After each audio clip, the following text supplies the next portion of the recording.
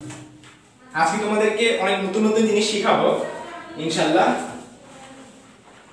আশা করি সাথেই থাকবা। আমাদের সাথে যুক্ত আছে এখন 29 জন। হ্যাঁ, ক্লিয়ার। যারা যুক্ত আছো তারা সবাই বলছো ক্লিয়ার। ওকে, ঠিক আছে। যেহেতু তোমরা সবাই ক্লিয়ার বলছো, তাহলে আমি ক্লাসটা শুরু করে ফেলি। ঠিক আছে? তো তোমরা সবাই জানো আজকে আমি কি পড়াবো, নিউটনের বলবিদ্যা।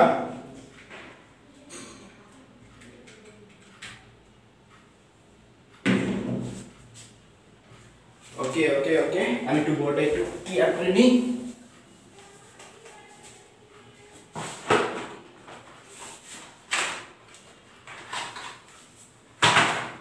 ঠিক আছে, আমাদের সাথে যুক্ত আছে এখন 36 জন এবং সবাই বলছে যে ইয়েস ভাইয়া, everything is clear. So let's start our class. তো আমরা আজকে কি করব তোমরা সবাই জানো। আমাদের আজকে ক্লাস হচ্ছে নিউটনীয় বলবিদ্যা। নিউটনীয় বলবিদ্যা। তো এই চ্যাপ্টারটার উপর কিন্তু অনেকের অনেক ধরনের ভয়ভীতি এগুলা থাকে। তো আমি চেষ্টা করব তোমাদেরকে 2টা বা 3টা ক্লাসের মধ্যে যত ধরনের কঠিন টপিকগুলো আছে সেগুলো তো কভার করা, প্লাস ইম্পর্টেন্ট কিছু টপিক কভার করা। আমি এভাবে নরমালি পড়াই যে ফার্স্টে একটা থিওরি বুঝাই, তারপরে ওই থিওরির আলোকে এইচএসসি এবং অ্যাডমিশনে আসে কিছু ধরনের প্রবলেমস তোমাদেরকে আমি সলভ করে দিব। ঠিক আছে? তো তোমাদেরকে সবার প্রথমে আমি যে থিওরিটা বুঝাবো সেটা হইতেছে গিয়ে আমাদের ঘর্ষণ রিলেটেড প্রবলেম। তো আমি গত কয়েকদিন ধরে দেখছিলাম অনেকে আমাকে বলছিল যে ঘর্ষণ রিলেটেড কয়েকটা প্রবলেম সলভ করার জন্য। তো নিউটনের বলবিদ্যার সবার প্রথম টপিকটা কিন্তু ঘর্ষণ রিলেটেড না। সবার প্রথম টপিকটা ঘর্ষণ একটু পরের দিকে টপিক, বাট প্রথম টপিকগুলো খুবই সিম্পল এবং ক্লাস 9-10 এর। দ্যাটস ওয়াই আমি ঘর্ষণ টপিকটাতে চলে যাচ্ছি। তো ঘর্ষণ টপিকটা আমি তোমাদেরকে ফার্স্টে থিওরি দিয়ে কিছু বুঝাবো। আমরা জানি ঘর্ষণ গুণাঙ্ক। ঘর্ষণ গুণাঙ্ক জিনিসটা কি আমি তোমাদেরকে চিত্রের মাধ্যমে আগে কিছু ধরনের বোঝানোর চেষ্টা করব। ওকে, আচ্ছা, তো শুরু করা যাক। ঘর্ষণ, আমাদের প্রথম টপিকের নাম কি? ঘর্ষণ। ঠিক আছে, তা আমাদের এটা হচ্ছে টপিক 1। টপিক 1। আচ্ছা, এতদিন গত 2 উইক আগে কোনো ধরনের ফ্যান ইউজ করা লাগে না, কারণ একটু ঠান্ডা ঠান্ডা ভাব ছিল, বাট এখন অনেক গরম। ঠিক আছে, সো অনেক সুইটিং হতে পারে আমার ফ্যানটা অফ করে রাখছি যাতে তোমাদের ক্লিয়ারলি যাতে তোমরা শুনতে পারো। ঠিক আছে, বাট একটু পরে ফ্যান আবার অন করবো না। হ্যাঁ, আচ্ছা, ঘর্ষণ 2 প্রকার। তো তোমরা জানো যে ঘর্ষণ কখন ক্রিয়েট হয়ে থাকে সেটা আমি তোমাদেরকে ছোট্ট করে একটু বোঝানোর চেষ্টা করবো। ধরা যায় আমি কোন একটা বস্তুকে এইভাবে গলায় মারলাম, কোন একটা বস্তু কিভাবে গলায় মারলাম। এখন তোমাদের সেন্স কি বলে? সামনে কোনো বাধা টাধা কিচ্ছু নেই, সামনে কোনো বাধা নেই, জাস্ট রাস্তার মধ্যে আমি একটা বস্তু কিভাবে গলায় মারলাম। কি হবে তোমরা বলো তো? এই বলটা বা এই বস্তুটা কি ইনফাইনাইটলি কি যেতে থাকবে? নো, যেতে থাকবে না। আমি যদি রাস্তার উপর কোনো বস্তু রাখিনি, তারপর কিন্তু বলটা 100 কিন্তু থেমে যাবে। মাই কোশ্চেন ইজ ওয়াই? কেন থেমে যাবে? আমি তো রাস্তার মধ্যে কোনো বাধা রাখিনি, তারপর কিন্তু বলটা থেমে যাবে কেন? সেটা আমি এখন তোমাদের ব্যাখ্যা করব। তো ঘর্ষণটাকে আমরা যেহেতু 2টা ভাগে ভাগ করতেছি, একটা হইতেছে যে স্থিতি ঘর্ষণ, আরেকটা হচ্ছে গতীয় ঘর্ষণ। এখন এই 2টা ঘর্ষণের কারণে কিন্তু 2 ধরনের গুণাঙ্ক আসা করছে, স্থিতীয় ঘর্ষণ গুণাঙ্ক এবং গতীয় ঘর্ষণ গুণাঙ্ক। মনে রাখবা, স্থিতি এটা ইংরেজিতে কি? স্ট্যাটিক। ঠিক আছে, তো স্থিতি ঘর্ষণের জন্য যে বলটা ক্রিয়েট হয় সেটাকে আমরা বলতেছি Fs, এবং গতীয় ঘর্ষণের জন্য সেটাকে কাইনেটিক আমরা বলবো। ঠিক আছে, Fk। এটা একটু মাথায় রেখো। আমি যখন Fs বলবো তখন S মানে স্ট্যাটিক বুঝাবো বা স্থিতি বুঝাবো, আর যখন আমি K বলবো তখন কাইনেটিক বুঝাবো বা গতীয় বুঝাবো। ঠিক আছে, আচ্ছা, তো আমি যে एग्जांपलটা ছিল, চলো সেই एग्जांपलটা ব্যাক করি। আমি একটা বস্তু কিভাবে মারছিলাম, ওটা 100 কিন্তু থেমে যাবে। তার মানে বস্তুর ইনিশিয়াল অবস্থাটা ছিল সে গতিশীল। হ্যাঁ, সে গতিশীল, কিন্তু সে আস্তে আস্তে থেমে গেল। তো সেই গতিশীল অবস্থা থেকে থেমে গেল, এটা একটা। এখন কথা হলো কেন থামলো? কারণ থামছিতেছে সামনে একটা ঘর্ষণ ছিল। রাস্তাটা কিন্তু প্লেন না। তোমার কাছে মনে হইবে আরে রাস্তা তো প্লেন না, তুমি একটু সামনে একটু ভালো তাকায় দেখবা রাস্তা উঁচা নিচা। জীবনে কখনো পারফেক্ট একটা রাস্তা বানানো সম্ভব না। ঠিক আছে, একেবারে প্লেন রাস্তা বানানো সম্ভব না। প্লেন রাস্তা বানালে কাঁচা ছিল, সব গাড়ি এই হইতেছে উল্টাপাল্টা ভাবে চলে যেত। অনুভাবে কাঁচের উপর দিয়ে কিন্তু গাড়ি চলা পসিবল না। কাঁচের উপর দিয়ে গাড়ি চললে কিন্তু ঘর্ষণ খুব কম থাকে।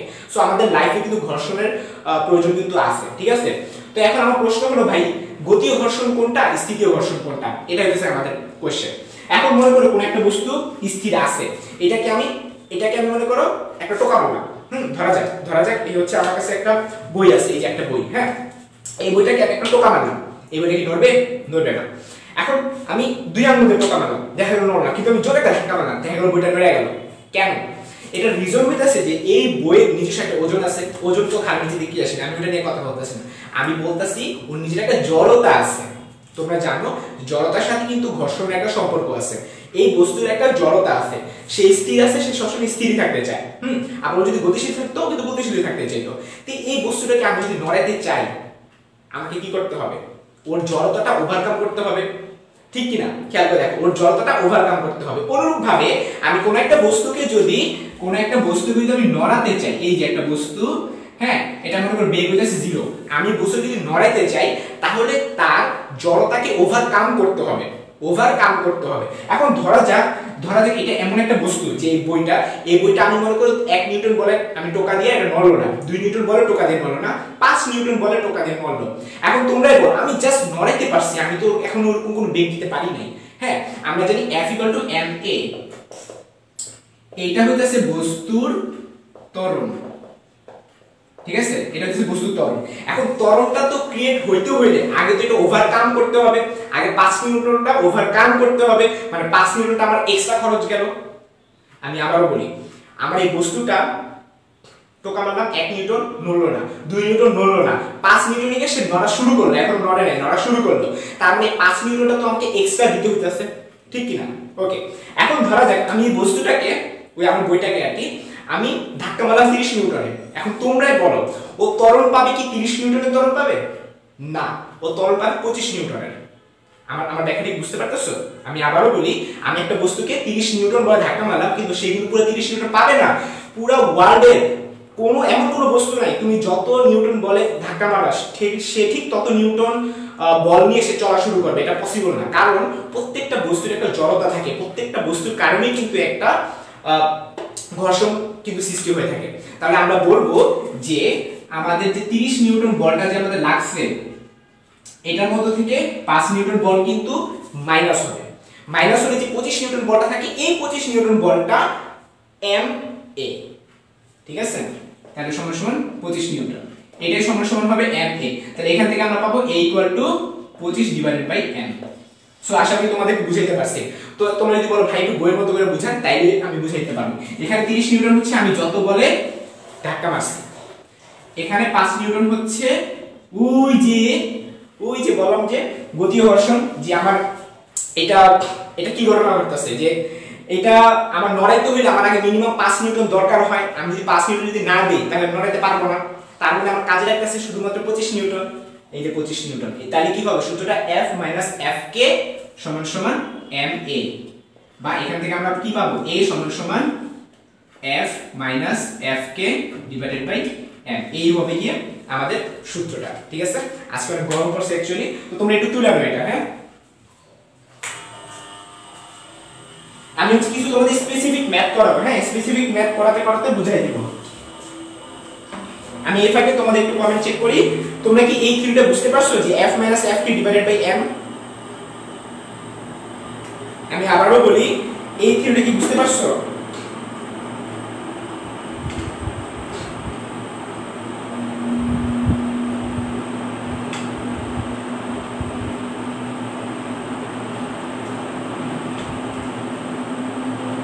আচ্ছা, মালিহা বলছে বুঝতে পারছে, সাদিয়া শারমিন ও বলছে ক্লিয়ার, তারপর আমাদের সাথে যুক্ত আছে নিশা, কবির, অরিং, শারিয়া, সবাই বুঝতে পারছে। গুড, ভালো লাগলো। হ্যাঁ, নেক্সট টপিক আস্তে আস্তে আমি অ্যাডভান্সে যাব, আমি হুট করে অ্যাডভান্সে যাচ্ছি না। একটু পরে দেখো অনেক সুন্দর সুন্দর एग्जांपल তোমাদের জন্য আমি রাখছি, তোমরা কিন্তু কেউ লাইভের মাঝখানে চলে যাবে না, ঠিক আছে? দেখবা আমি সুন্দর সুন্দর প্রবলেম তোমাদের জন্য আজকে আমি রেখে দিয়েছি, ঠিক আছে? আচ্ছা, তার মানে তুমি কি বুঝতে পারলা যে কোন একটা বস্তুকে যখন আমি নড়াইতে চাই তখন আমার এক্সট্রা একটা ফোর্স কাজ করা লাগে, যে F - Fk। মাইনাস মানে কি? আমার অতটুকু কাজে লাগতেছে না, ওটা আমার ওভারকাম করা লাগতেছে, ঠিক আছে? তো আমি চলো এরকম কিছু প্রবলেম তোমাদের সাথে শেয়ার করি। তো অ্যাডমিশন, ভার্সিটি অ্যাডমিশনের কিছু লেভেল 1, লেভেল 2, লেভেল 3 দিয়ে আমি বলি। লেভেল 1 এর একটা ম্যাথ করাবো এখন তোমাদের।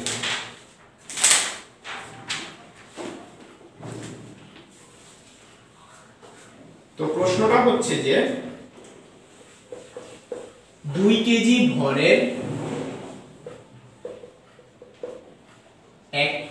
ব্লককে 2 কেজি ভরের একটি ব্লককে একটি আনুভূমিক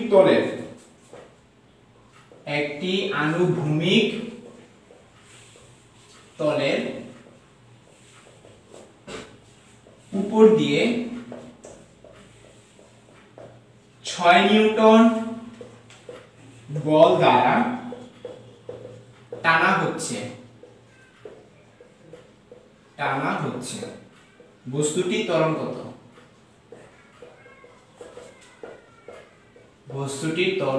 কত?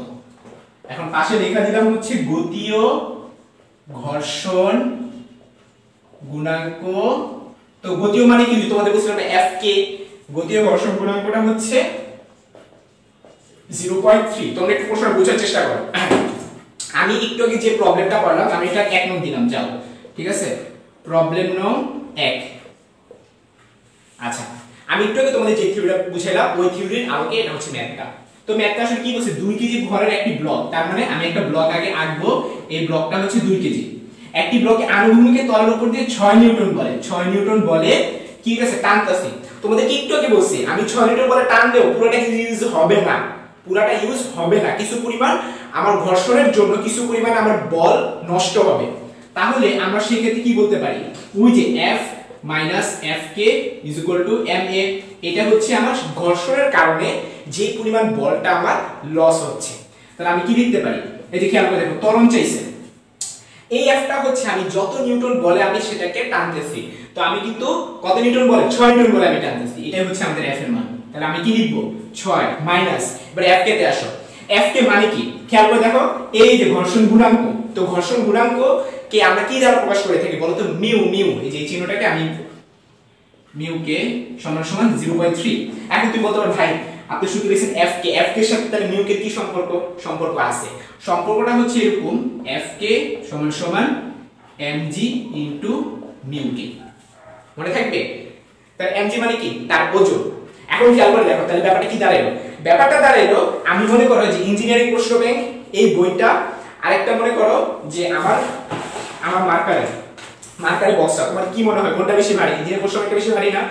এখন আমি এটাকে মনে করো যে আমি একটা ঘুষি মারলাম, 5 নিউটন বলে এটা নড়ে গেল, সরি এটা নড়লো না, হ্যাঁ, কিন্তু এটাকে 5 নিউটন বলে ঘুষি মারলে এটা নড়ে গেল। এখন তোমরাই বলো এটা কেন নড়ছে আর এটা কেন নড়েনি, বলো দেখি। কারণ হচ্ছে আমার এই বস্তুটার ওজন বেশি। এখন বলো তো ওজন বেশি হলে কি হয়, ওজন বেশি হলে এফ কে এর মানটা বেশি হয়ে যায়। আমি কি বুঝাইতে পারছি? ধরা যাক যে আমি 50 কেজি ওজনের একটা লোককে, আমি চিকন মানুষ, আমি 50 কেজি ওজনের একটা মানুষের ধাক্কা মেরে আমি নড়ে ফেলতে পারলাম, আমি আমার মতো একটা মানুষকে ধাক্কা মেরে নড়ে ফেলতে পারলাম। কিন্তু মনে করো যে রেসলার রকে আমি সারাদিন খেললাম, নড়াইতে পারলাম না। কারণ কি, রকের এই এফ কে এর মানটা অনেক বেশি। কেন বেশি? কারণ তার ওজনটা বেশি। তাহলে আমরা এখানে এফ কে চাই কি লিখতে পারি, mg ইনটু মিউ কে। m কত 2, হ্যাঁ, g কত 9.8, মিউ কে কত 0.3, ঠিক আছে, ইনটু সমান m এর মান কত হবে 2 ইনটু a। তাহলে এখান থেকে আমাদের a এর মানটা বের হয়ে গেল। তাহলে a সমান হবে 6 minus 2 into 9.8 into 0.3 divided by 2। এটাই হবে গিয়ে যা বের হবে ওইটা হবে কি আমাদের आंसर। সো আমরা দুইটা ডিসিশনে আসতে পারতেছি।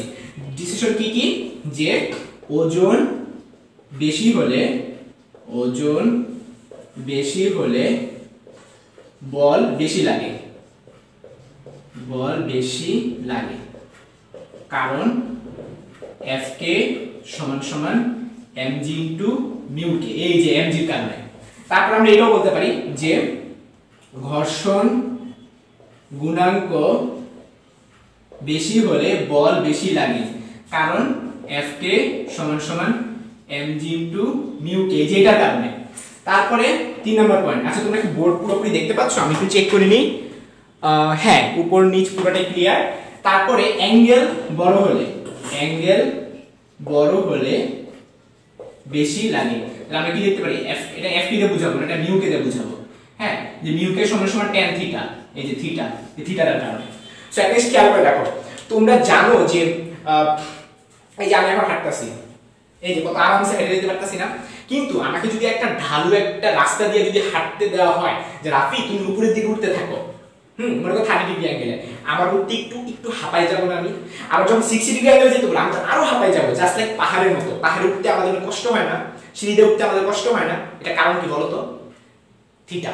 খেয়াল করে দেখো, কিছু কিছু বিল্ডিং এ সিঁড়ি থাকে এক ধাপ, কিছু কিছু বিল্ডিং দেখছো, মানে তুমি নরমাল বিল্ডিং গুলো কিরকম হয়, এই যে এভাবে উঠে অনেক একটুখানি গিয়া তারপর আবার উঠে, এরকম না।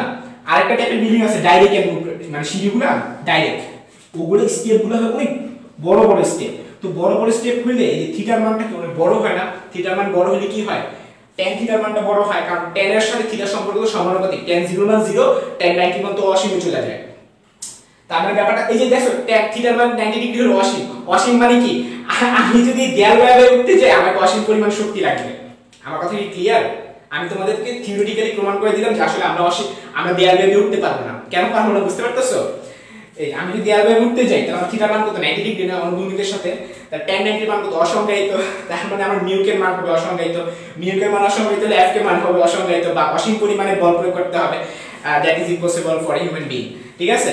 আচ্ছা যাই হোক, তোমাদের তার এইটা আমি আলোচনা করে বুঝাই দিলাম যে আমি যত অ্যাঙ্গেল উপরে উঠবো তত আমার মিউকের মানটা তত বেশি হতে থাকবে। সো আশা করি তোমাদের পুরোপুরি ক্লিয়ার হয়েছে। আমাকে একটু কমেন্টে জানাও যে এই অঙ্কটা পুরোপুরি ক্লিয়ার কিনা। আমি এখন একটা অ্যাডভান্স মেথড চলে আসবো। ঠিক আছে?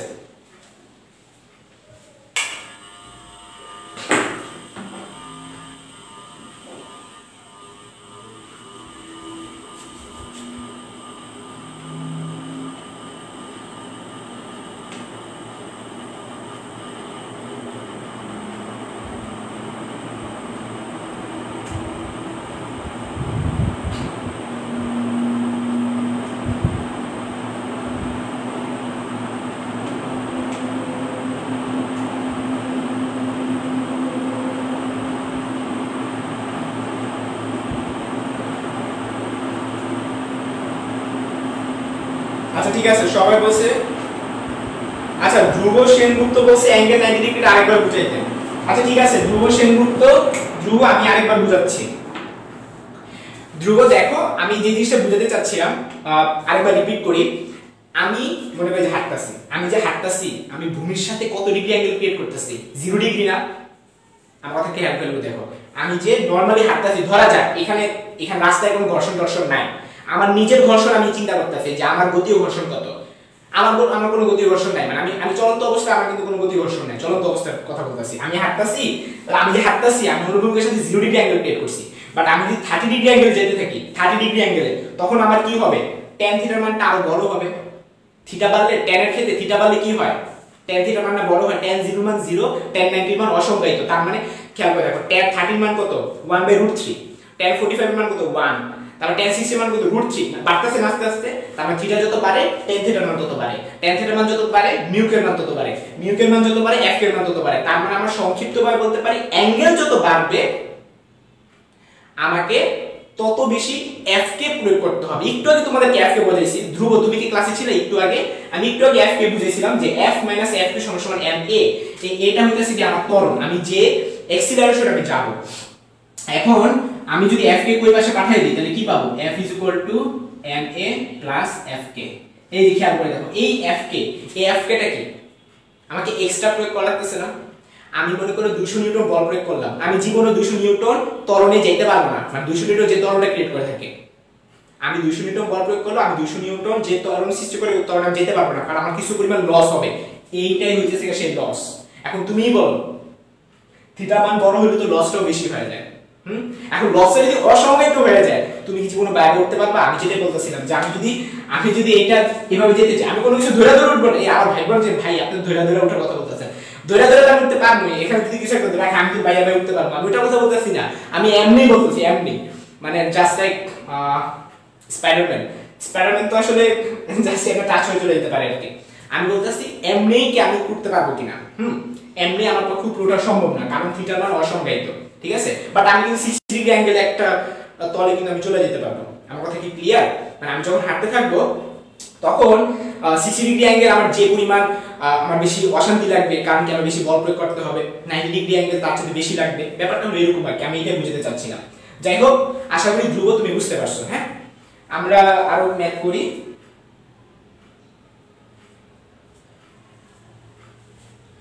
আচ্ছা, তানজির আক্তার ও বলতেছে সূত্রটা বুঝলে ভালো হতো। তারপর এস এ মরিয়ম, মরিয়ম বলতেছে সূত্রগুলো বোঝালে ভালো হতো। আচ্ছা এই সূত্রগুলো কোথাও নাই, খেয়াল করে দেখো। আমি কিন্তু সূত্রগুলো ভাই আমি বুঝাইছি, আমি কি বুঝাইছি জিনিস খেয়াল করে দেখো। এখন তো কিছুই করেই নেই, আমি সূত্র কয়টা করেছি খেয়াল করে দেখো। যারা বলতেছো ভাই এই সূত্র বুঝাই দিই, আমি কিন্তু সূত্র বুঝাই ফেলছি।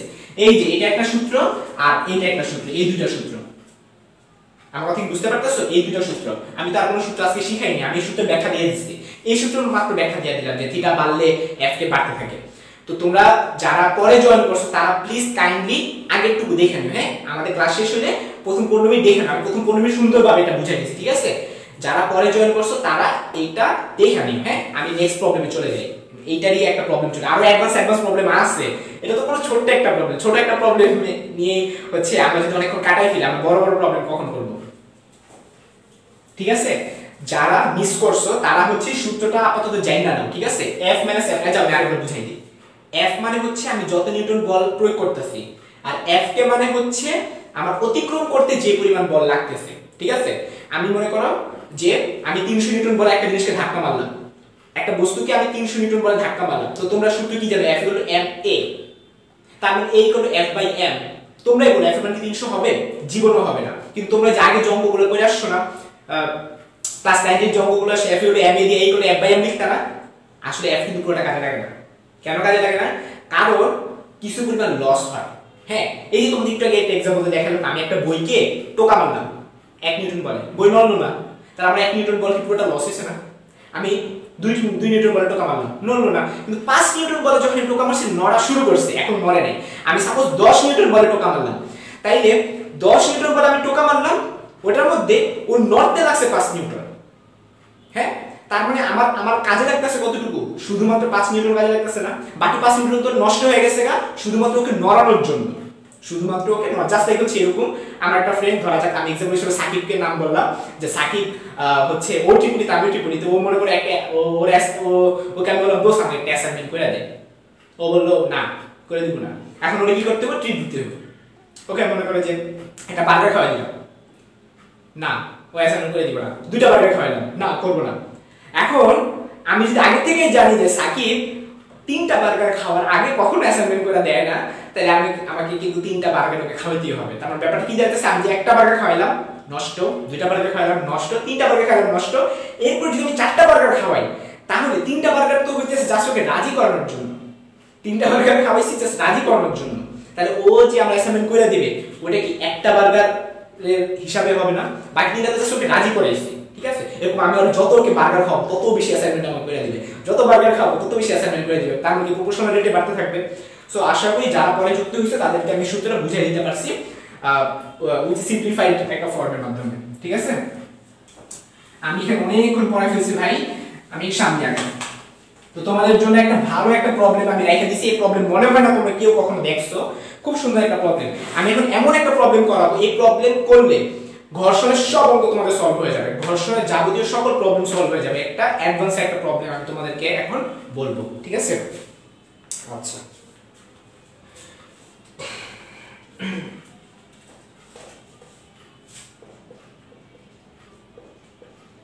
আচ্ছা আমি প্রশ্ন তুলতে যেহেতু তুলবো তাহলে ফ্যানটা ছাড়ি।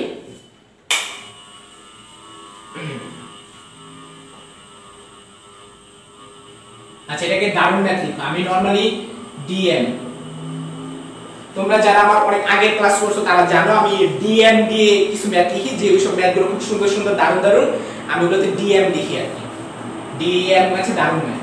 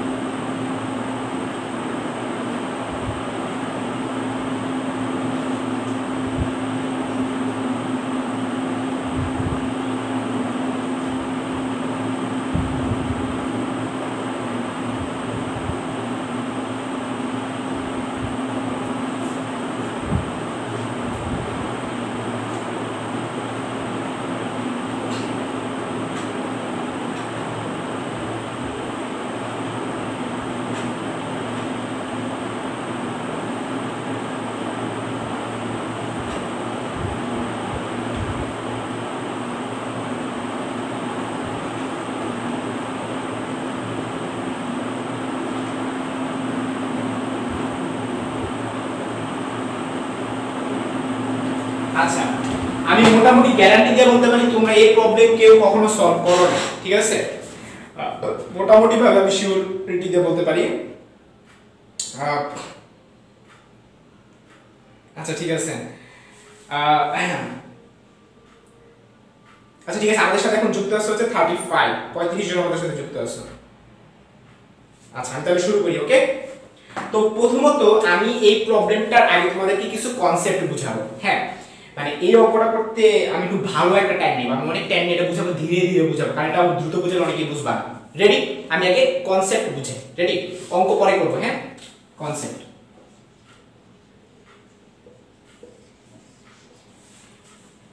এই নেক্সট 10 মিনিট সবাই সবার এক্সট্রা কাজটা রাইখা দাও, দরকার হলে রুমে যদি কেউ থাকে একটু আলাদা হয়ে নাও, ঠিক আছে? 10 মিনিট জাস্ট মনোযোগ দিবা, শেষ, বুঝে ফেলবে। রেডি? প্রথমত কি বলছে? 2.5 কেজি ভরের একটা বস্তু বলছে, মানে আমি এই অঙ্কের কনসেপ্ট বুঝাইতেছি। হ্যাঁ, তার মানে আমার একটা বস্তু থাকবে, ওই বস্তুটা 30 ডিগ্রি অ্যাঙ্গেলে আমি একটা তলের উপর স্থির অবস্থায় আছে। তার মানে চিত্রটা কিরকম হবে? 30 ডিগ্রি অ্যাঙ্গেলে যদি আমি একটা তল আঁকি, খেয়াল করো, মোটামুটি এরকম হবে 30 ডিগ্রি অ্যাঙ্গেলে। আর একটা বস্তু স্থির আছে, এই যে দেখো, এই আমাদের বস্তুটা, এই বস্তুটা স্থির অবস্থা। আচ্ছা আমি একটু জুম করে আঁকি, আমি বড় আঁকি, হ্যাঁ, কারণ অনেকে হয়তো বুঝবে না।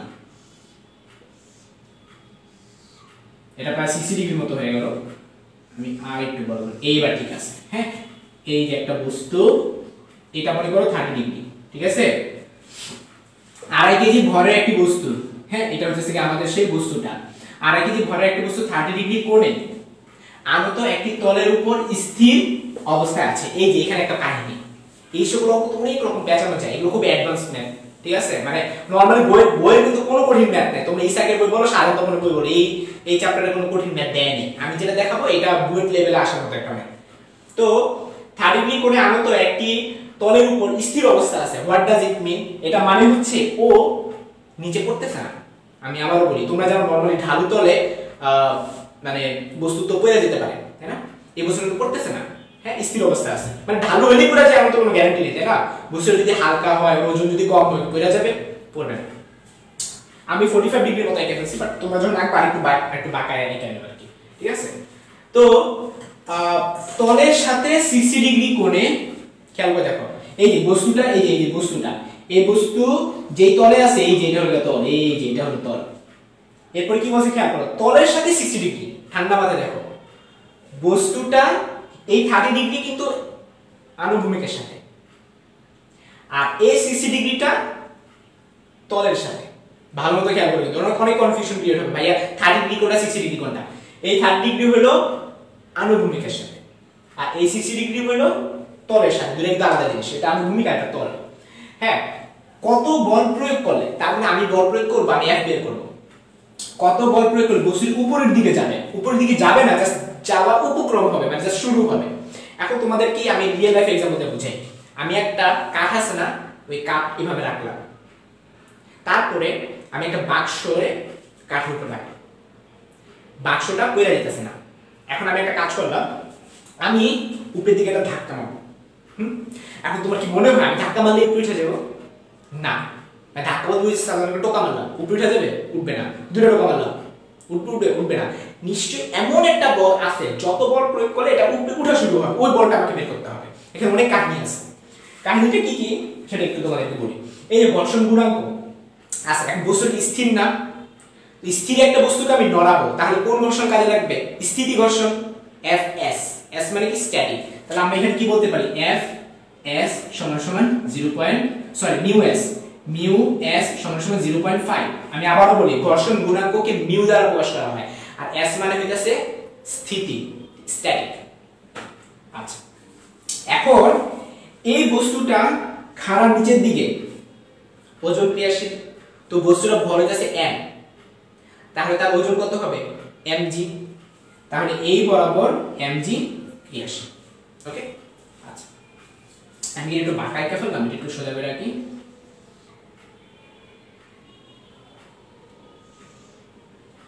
আচ্ছা, তার মানে এই বরাবর খাড়া নিচের দিকে mg ক্রিয়াশীল।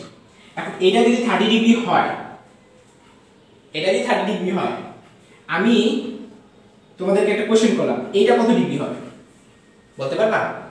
এটা 30 হলে এটা তো 90 ডিগ্রি, এই যে খাড়া নিচের দিকে মানে 90 ডিগ্রি না, তাহলে 30 আর 90 কত হলো 120।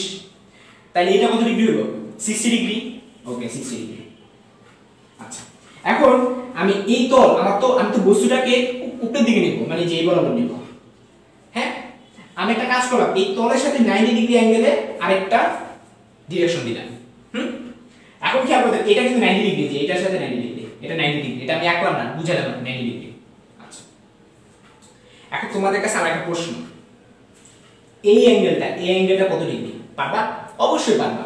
এটা তো আমি 90 ডিগ্রি করে রাখছি, এই যে এতটুকু 90, এতটুকু 60, তাহলে এতটুকু কি হইব 30, বুঝছো না? তাহলে এই অ্যাঙ্গেলটা আমি লিখব 30 ডিগ্রি। ওকে আচ্ছা তার মানে এটা একটা 90 ডিগ্রি আর এটা হচ্ছে কি mg। তাহলে আমি চিত্রটা যদি একটু ভালো মতো দেখি, খেয়াল করো, ভালো যদি তুমি দেখো, এইটা এই পাশে, এইটা এই পাশে, যারা দুইটা পরস্পর, যে দুইটা পরস্পর 90 ডিগ্রি অ্যাঙ্গেলে আছে, এই দুটো কিন্তু পরস্পর 90 ডিগ্রি অ্যাঙ্গেলে আছে, ঠিক আছে? এই যে দুইটা। এখন এটা যদি 30 ডিগ্রি হয়ে থাকে, তাহলে আমার প্রশ্ন হলো এইটা কত হবে? mg cos 30 হবে না? একটু বোঝার চেষ্টা করো, এটা কি mg cos 30 তো হবে নাকি? কারণ কি বলতো?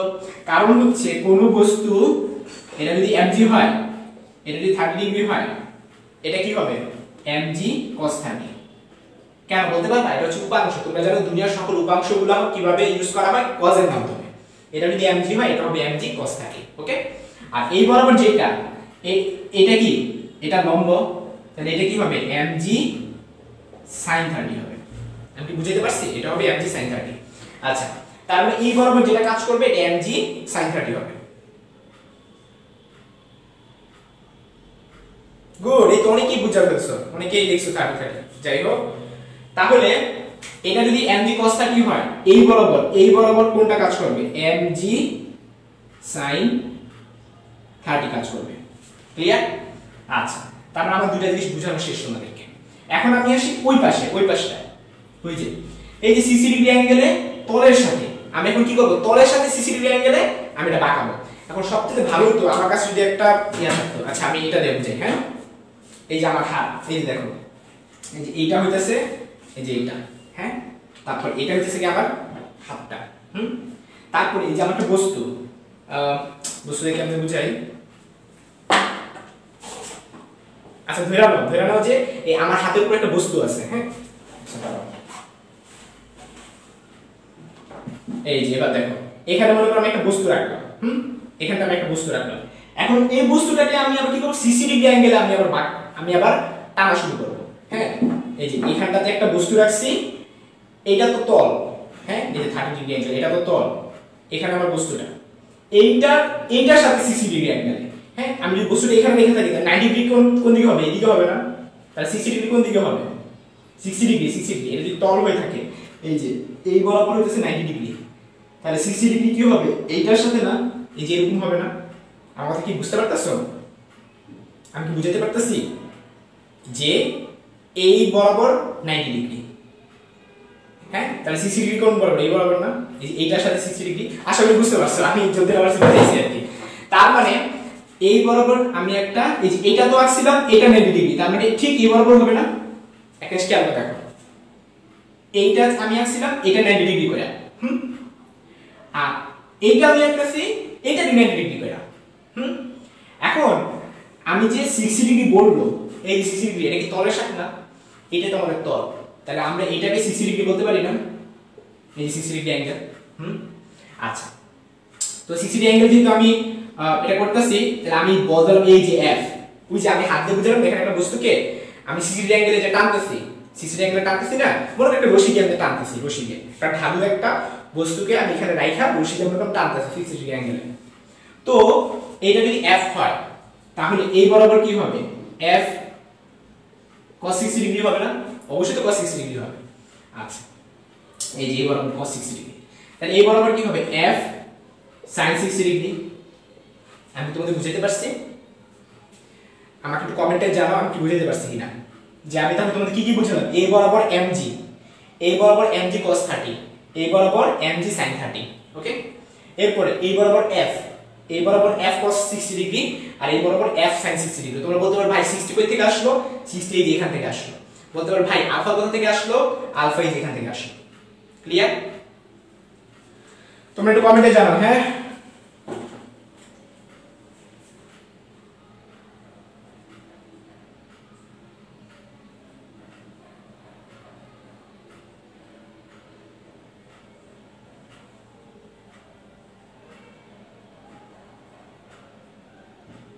আচ্ছা গুড। অরিন, ধ্রুব, তারপরে সোহেল রানা, ফারহানা সুমনা, তারপর রায়হান হোসেন, নিশা, তাবাসুম মালিহা, তারপরে তানজিলা, তোমরা সবাই বুঝছো আলহামদুলিল্লাহ। যাক আমি তোমাদেরকে বুঝাতে পারছি। আমি ভাবছিলাম মনে হয় প্রথম ট্রাইতে পারবো না, বাট আমি পারছি। যাই হোক, এখন মেইন কাহিনীতে আমরা এসে পড়ি, মানে অ্যানালাইসিস শেষ, এখন খালি সূত্র টুত্র বসাবো। রেডি? আচ্ছা, তো তোমাদের যদি আমি কোশ্চেন করি আমার মেইন ফোকাসটা কি ছিল, এবার প্রশ্নে এসে পড়ো। মেইন ফোকাস ছিল আমার উপরে উঠাইতে হবে না, এই যে উপরে উঠাইতে হবে না। হ্যাঁ, আচ্ছা এখন আমি একটা জিনিসকে উপরে উঠাইতে চাইতেছি। উপরে উঠাইতে হইলে আমাকে কি কি ঘটনা ঘটাইতে হবে একটা জিনিস খেয়াল করে দেখো। এগুলো তো আমি মুছে ফেলতে পারি, তাই না? এগুলো তো সবই মুছে ফেলছি। তো এই বস্তুটার মেইন প্রবলেমটা কোথায়?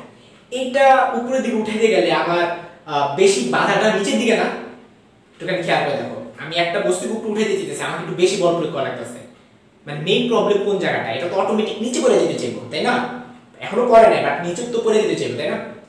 তো মেইন ফোকাসটা হচ্ছে আমাকে এই বরাবর বলের উপাংশ সমূহ বের করতে হবে। তাই আমি নাম দিয়ে দিই, এটা নাম দিলাম ও, এটা নাম দিলাম এ।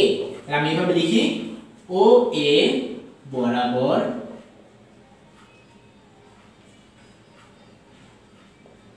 বলের উপাংশ। খেয়াল করে দেখো, তুমি এটা বের করতে পারো। ও এ বরাবর, এই বরাবর তুমি বলের উপাংশ বের করতে পারো। এখন যদি তুমি এখন প্রশ্ন করতে ভাই কেন এই বরাবর কি আপনি কি লেখা বের করবেন? আপনি ওই বরাবর বের করলে সমস্যা কি? একই আনসার সেমই আসবে। আমি বলি আমি একটা ইকুয়েশন লিখবো, ওই ইকুয়েশনে মাইনাস লেখা যেটা বের হবে, মাইনাস থেকে এটা লিখলে মাইনাসে মাইনাসে কাটাকাটি যায় না। আমি এটাই বলতে চাচ্ছি, তুমি এই বরাবর লিখলে, তুমি যদি এই বরাবর লিখো তখন তোমাকে উপাংশ লিখতে হবে উপরের বরাবর, আর যদি এই বরাবর লিখো তখন তোমাকে উপাংশ লিখতে হবে নিচের বরাবর। কি বলছি বুঝছো কিছু? আমি আবারও বলি, যদি আমি এই বরাবর উপাংশ, আমি তো 4টা বল লেখা রাখছি। কয়টা বল?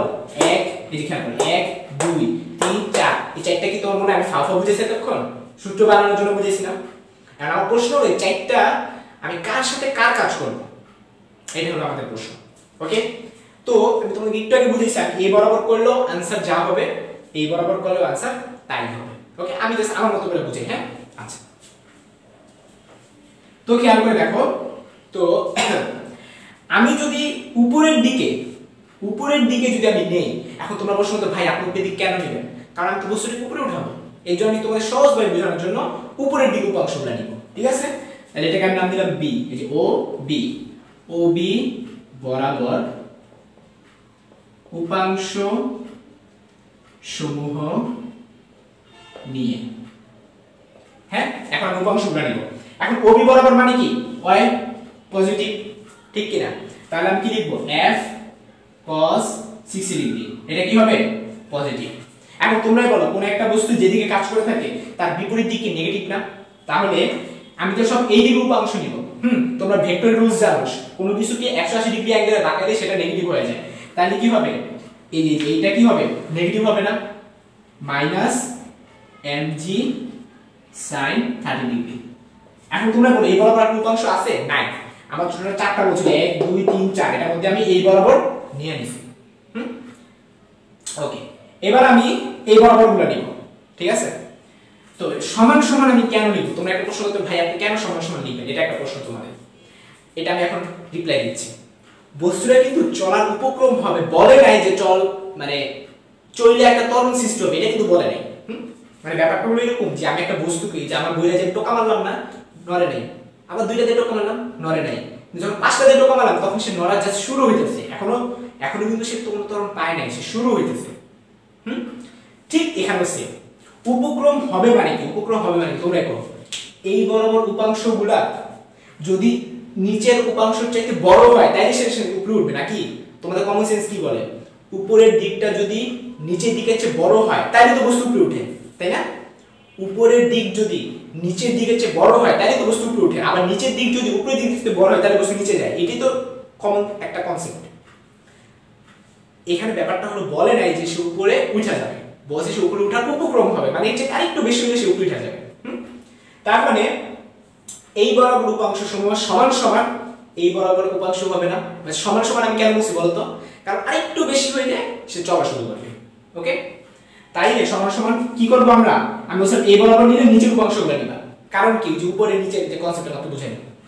নিচের দিকে কারা কারা কাজ করে দেখো, mg cos 30, তাহলে কি লিখবো mg cos 30। এখন সব নিচের দিকে নিতে বলতেছি, তাহলে এটা কি হবে মাইনাস f sin 60 ডিগ্রি হবে, মাইনাস f sin 60 ডিগ্রি হবে।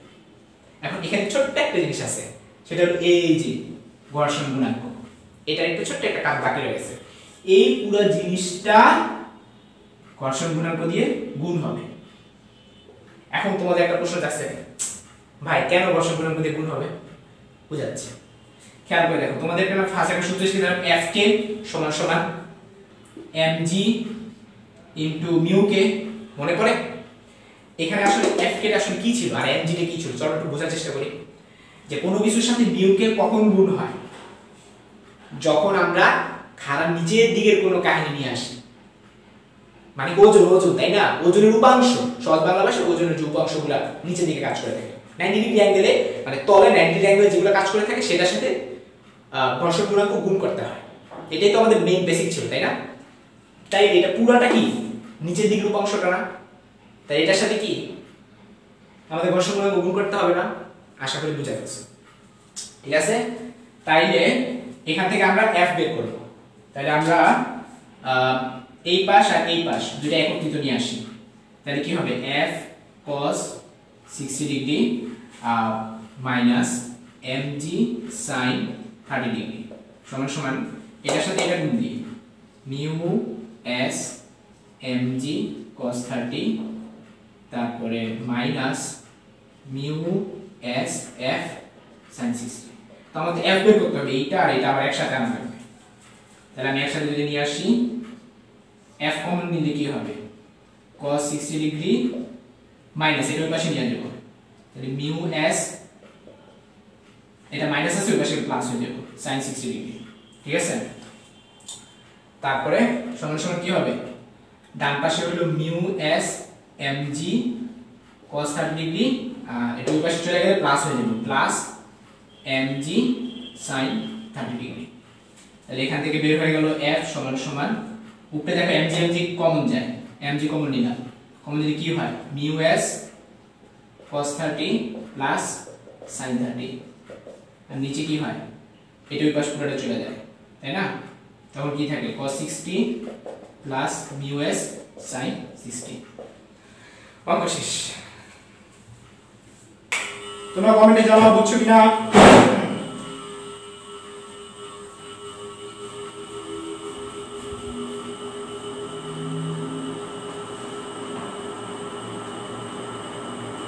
নিচে দেখতে পাচ্ছ তো, একেবারে নিচে, একেবারে নিচে দেখতে পাচ্ছ,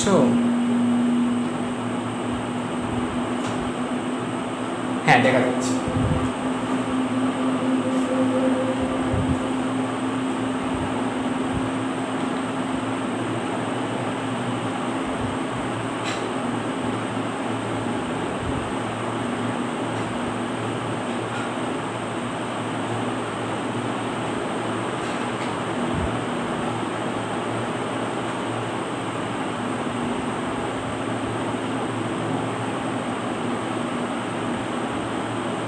আচ্ছা, এক একজন এক একটা কোশ্চেন করতেছো। আচ্ছা, আমি সবার প্রশ্নের आंसर দিতেছি, তোমরা হচ্ছে যত প্রশ্ন আছে কমেন্টে করো, আমি প্রশ্ন आंसर। সবার প্রথমে প্রশ্ন হইছে মায়েশা মহুয়া অরিন প্রশ্ন করছে, ভাইয়া সমান সমান এর রাইট সাইড কিভাবে আনলেন বুঝান আরেকবার। আচ্ছা, সমান সমানের রাইট সাইড, সমান সমানের রাইট সাইডটা আমি আরেকবার বুঝাচ্ছি। আচ্ছা, এইখানে একটা জিনিস খেয়াল করে দেখো, আর আরেকজনের একটা কোশ্চেন পাইলাম, কে জানি, শাহরিয়ার কবির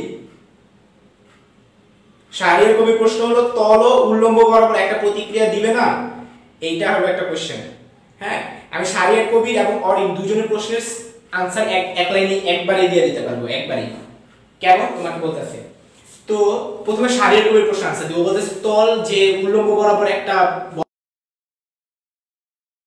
এইখানে যে এই বরাবর যে কাজগুলো হচ্ছে খেয়াল করে দেখো, এই যে খাড়ার নিচের দিক শারীর কবির তুমি দেখো, এটা কি তল না? হ্যাঁ, এই তলটা একটা অ্যাঙ্গেল ক্রিয়েট করে আছে 30 ডিগ্রি অ্যাঙ্গেলটা। এই 30 ডিগ্রি অ্যাঙ্গেলটা দেখো তো কোথায় কোথায় ইউজ হইছে। 30 ডিগ্রি অ্যাঙ্গেলটা 30 ডিগ্রি অ্যাঙ্গেল হইছে দেখো, এই যে এই জায়গাটা ইউজ হইছে, খেয়াল করে দেখো এই জায়গাটা ইউজ হইছে। হ্যাঁ, তারপরে যে mg ইনটু sin 30 ডিগ্রি, এটা হলো একটা 30 ডিগ্রি। আমি শারীর কবির প্রশ্ন আনসার দিচ্ছি যে তলের ব্যাপারটা তোমরাই বলো, এখানে 30 ডিগ্রিটা কার? তলের না? তলটাই তো অনুভূমিক সাথে 30 ডিগ্রি অ্যাঙ্গেলে আছে। হ্যাঁ, তারপরে যদি বলো ভাই এখানে উল্লম্ব বরাবর যে তল কি কাজ করতেছে না, আরে ভাই অবশ্যই কাজ করতেছে, এইটাই তো উল্লম্ব বরাবর তলের কাজ, এইটাই তো উল্লম্ব বরাবর তলের উপাংশটা। এই যে নিচের দিকে যে আমি 30 গুলো লিখলাম, এটাই তো উল্লম্ব বরাবর তলের পার্টটুকু। আর উপরের দিকে যেটা লিখলাম এই যে f sin 60, এটা তো বস্তুটা। শারীর কি বুঝতে পারছো আমার কোশ্চেন স্যার? এই যে f যেখানে যেখানে আছে, f যেখানে যেখানে আছে সেটা হলো বস্তু, আর 30 যেখানে যেখানে আছে সেটা তলের। ক্লিয়ার? এটা শারীর কোশ্চেন আনসার গেল। এরপর অরিন প্রশ্ন করছে যে ডান পাশটুকু কিভাবে আসছে বুঝে। তোমাদেরকে বলছিলাম যে কোন একটা বস্তু আমি উপরে নিতে চাই, তো কোন একটা বস্তু আমাকে উপরে নিতে হলে নিচের উপাংশগুলোকে প্রশমিত করতে হবে, বা অন্তত নিচেটা সমান সমান হইতে হবে। আমি একটা বস্তু, আমি এই জিনিসটাকে, এই যে বস্তুটাকে আমি এভাবে ছেড়ে দিলে এটা নিচে পড়ে যেতেছে না, কেন বলো তো? কারণ এটা নিচের দিকে তার ওজন কাজ করতেছে এবং বায়ু কোনো বাধাই দিতেছে না। এখানে কিন্তু ওকে থামানোর জন্য বা ওকে ভাষায় রাখার মতো কোনো বাধা নাই।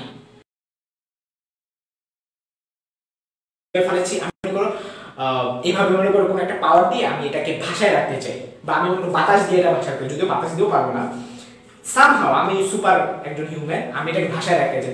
তাহলে মিনিমাম কি করতে হবে? ওর ওজন যদি 10 নিউটন হয়, তাহলে আমাকে উপরের দিকে 10 নিউটন বল প্রয়োগ করতে হবে। সাপোজ এটা 10 নিউটন হচ্ছে তার ওজন, আর আমি উপরের দিকে 10 নিউটন বল প্রয়োগ করলাম, তাহলে কি ভাষায় থাকবে না?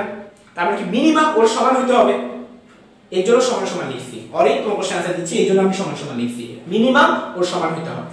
আচ্ছা, এখন আসি রাইট হ্যান্ড সাইড টুকু।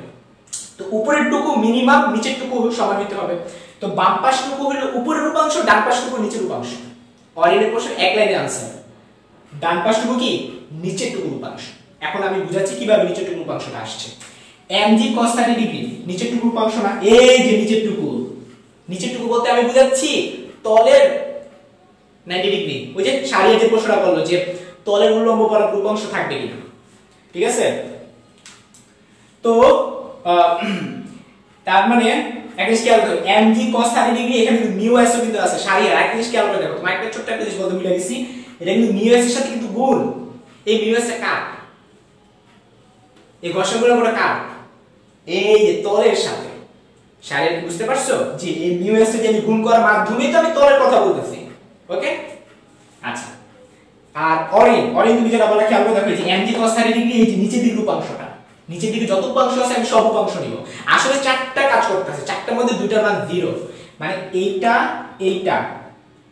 এইটার সাথে আমি নিচের দিকের গুলো, তোমার ভেক্টরটা পড়ছো ওই যে একাধিক বল থাকে সব টাইনা নিয়ে যেতে হয়, তো আমি এই বরাবর উপাংশ নিব।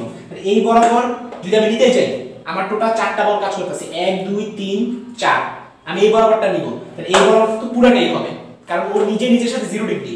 হ্যাঁ, cos 0 মান 1। হ্যাঁ, তার মানে এই mg cos 30 ডিগ্রি এটা পুরোটাই হবে, এটা কিন্তু পুরোটাই হবে। এইটাও কিন্তু আসলে হয়, কিন্তু cos 90 হয়ে যায়, মানে এইটাকে এই বরাবর ঘোরাবা, এই যে f cos 60 ডিগ্রি এই বরাবর ঘোরাবা, মানে f cos 60 cos 90 কি 0 হয়ে যাবে না? তার মানে f cos 60 এই বরাবর কাজই করতেছে না। অনুরূপভাবে এই যে mg sin 30 ডিগ্রি কে এই বরাবর ঘোরাও তো, এই যে mg sin 30 ডিগ্রি এটা কি 90 ডিগ্রি না, তলে 90 ডিগ্রি না, তাহলে mg sin 30 cos 90 মানে কি 0। তার মানে এই বরাবর এই যে অয়েল কাজ করতেছে না, অয়েল কাজ করতেছে না, তাহলে এই বরাবর কাজ করতেছে অয় আর অয়। এখন অয় যে কাজ করব, অয় তো আবার এইটা উল্টা দিক, মানে 180 ডিগ্রি অ্যাঙ্গেল, cos 180 মান কত? -1। তার মানে এটার আগে কি হবে মাইনাস হবে, এই যে দেখো মাইনাস। আর মিউএস কেন হয়েছে তবে বুঝিয়ে দিলাম আমি। আশা করি আমি তোমার প্রশ্নটা আনসার দিতে পারছি।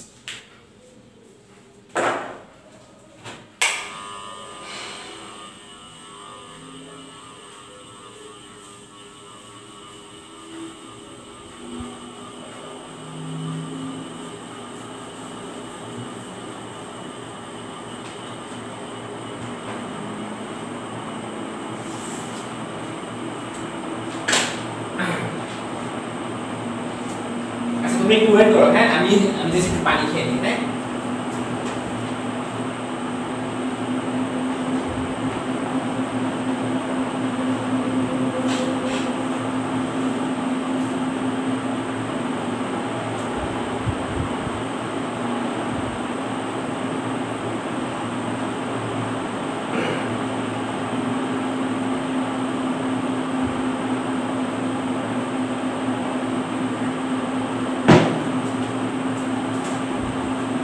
দেখি তোমাদের আর কারো কমেন্ট আছে কিনা।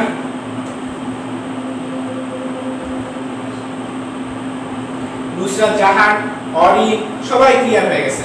শারিয়ার তুমি একটু কমেন্টে জানাও ক্লিয়ার হয়েছে কিনা শারিয়ার। আবার তানজিলারও ক্লিয়ার হয়ে গেছে। শুধু শাহরিয়ার বাকি আছে, শাহরিয়ার আমাকে একটু কমেন্টে জানাও। হ্যাঁ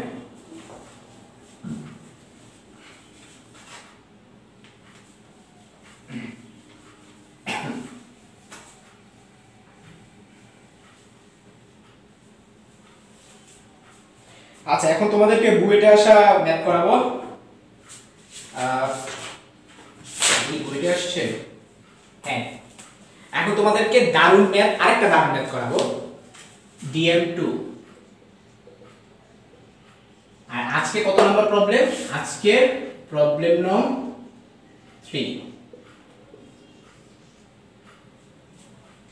এটা আসছে বুয়েট 1-2।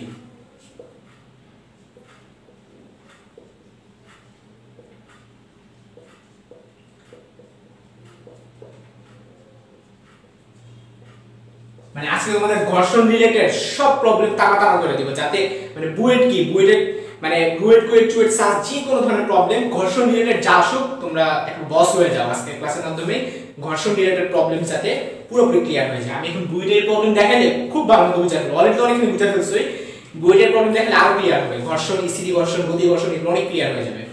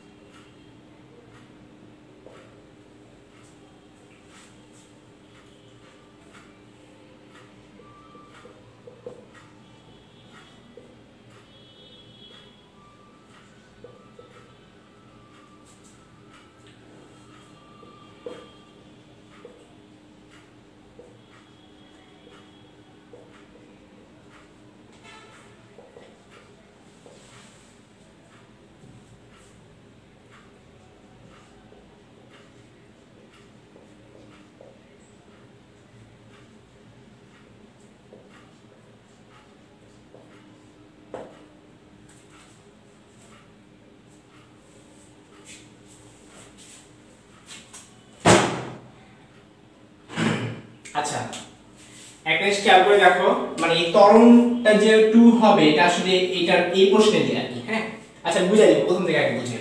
এটা বইটা আসে সুন্দর একটা ম্যাথ। তো 1000 কেজি ভরের একটি চাকার সাথে 1000 কেজি ভরের একটি চাকার সাথে রাস্তার স্থিতি ঘর্ষণ সহ, আচ্ছা 1000 কেজি ভরের একটি গাড়ির চাকা চাকা তো এত কেজি হতে পারে না, গাড়ি হবে, ঠিক আছে। তো ধরা যাক একটা গাড়ি আমি আঁকলাম, এই যে একটা গাড়ি। তো 1000 কেজি ভরের একটি গাড়ির চাকার সাথে রাস্তার স্থিতি ঘর্ষণ সহ হলো 0.1। তো স্থিতি ঘর্ষণ সহ মানে কি fs, এটা হচ্ছে 0.1। আর গতি মানে তো চল ঘর্ষণ, তাই না? এটা হলো fk, fk এর মান হচ্ছে 0.04। এরপর বলছে আনুভূমিকের দিকে গাড়িটির উপর ন্যূনতম কত বল প্রয়োগ করলে স্থির গাড়িটি চলা শুরু করবে। এই তো মেইন পয়েন্ট, মানে এটা একটা রাস্তা, এই রাস্তায় গাড়িটা স্টপ ছিল। তো আমি কি করব, এটার উপর বল প্রয়োগ করব। তো তোমরা তো জানো, তুমি একলা আমি গিয়া যদি একটা ট্রাক 1000 কেজি ওজন যদি একটা ট্রাকের ভরকে যদি আমি ট্রাকে ধাক্কা মারি, ট্রাকটি নড়বে না। তোমরা আমি অনেক 10-20 জন মানুষকে এসে ধাক্কা শুরু করলাম, দেখা গেল নড়া শুরু করলো। এখন তোমরাই বলো, মানে 10 জন মানুষ দিলে কেন নড়বে, মানে 9 জন কেন নড়বে না? কারণ ওই যে ওর যে একটা ঘর্ষণ, ওর যে একটা জড়তা আছে, জড়তাটা তো ওভারকাম করতে হয়। সূত্রটা মনে আছে না? যে সূত্রটা কি ছিল? F minus Fk সমান ma, বা এটাকে আমরা এভাবে বলতে পারি F is equal to Fk plus ma। আবার Fk সমান কি লিখছিলাম? mg mu k plus ma। বা আমরা শর্টকাটে লিখতে পারি, শর্টকাট সূত্র মুখস্থ রাখবা। শর্টকাট সূত্র কি? শর্টকাট সূত্র হচ্ছে যে F সমান এখান থেকে এখানে m কমন যায়, m কমন গেলে কি থাকে? a plus g mu k। এটা শর্টকাট সূত্র মুখস্থ রাখলে তোমরা খুব তাড়াতাড়ি অবজেক্টিভ সলভ করতে পারবা, ঠিক আছে।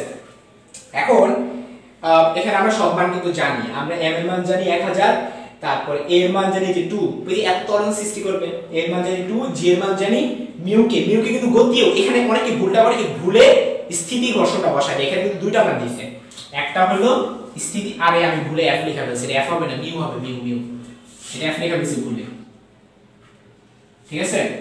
এই দেখো আমি সব মান জানি, m জানি, a জানি, g জানি, mu কে বাদে অবশেষ। এখন একটা আমার কথা হইলো এক্সট্রা কতটুকু লাগছিল, মানে এই এক্সট্রা মানে কিন্তু ওই যে এই এক্সট্রা বল না, এটা না, মানে খেয়াল করে দেখো আমি কি বুঝাতে চাচ্ছি তোমাদেরকে। এক্সট্রা বলতে আমি বুঝাচ্ছি যে আমি যত বল প্রয়োগ করতেছি সেইটার এক্সট্রা, নট ওই যে এখানে কিন্তু দুইটা প্রশ্ন। আচ্ছা আমি প্রশ্ন স্টেপ বাই স্টেপ করি, তাইলে ক্লিয়ার হবে। হ্যাঁ 1000 কেজি ভরের একটি চাকার সাথে রাস্তা, মানে আমি দ্বিতীয় প্রশ্ন আগে সলভ করে ফেলছি, এর জন্য তোমরা অনেকে গোলা ফেলতে পারো। রাস্তার স্থিতি ঘর্ষণ গুণাঙ্ক এত আর এটা এত, আনুভূমিকের দিকে গাড়িটির উপর ন্যূনতম কত বল প্রয়োগ করলে স্থির গাড়িটি চলা শুরু করবে, এইটা আমি আগে বুঝি।